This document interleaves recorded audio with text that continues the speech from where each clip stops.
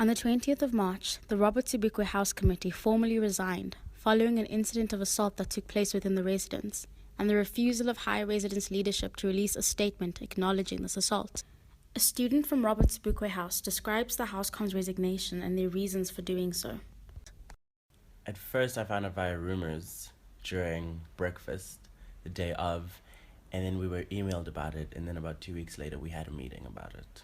The meeting was it was real because the Housecom ended up telling us that they were resigning because the incident kind of added fuel to the fire and they felt like they didn't have any power within the residence to evoke meaningful change. Higher residence leadership did not directly address the students within the residence, choosing to rather communicate through vague emails. The emails were very straightforward. We were spoken to as if we already knew about the attack. And I think they were sent by the hall warden. Two members of the student body, Sydney Adams and Dane Smith, weighed in on the lack of transparency in the higher residence leadership. In not releasing a formal statement acknowledging the assault, rumors regarding details spread, inflaming the story as well as conversations around campus rape culture.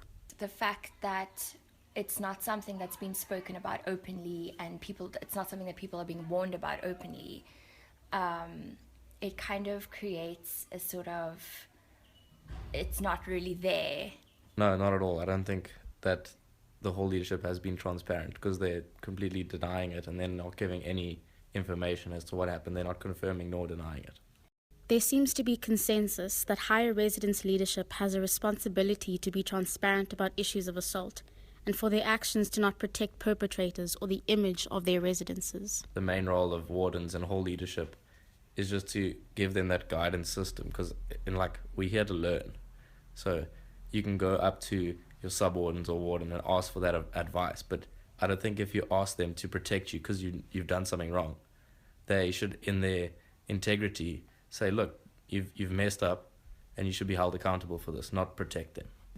I think it's less about finding justice and more about keeping things sort of on the low down and keeping the representation of the house good. And I think that wardens don't want stuff like that to come out, and I think that that's really problematic.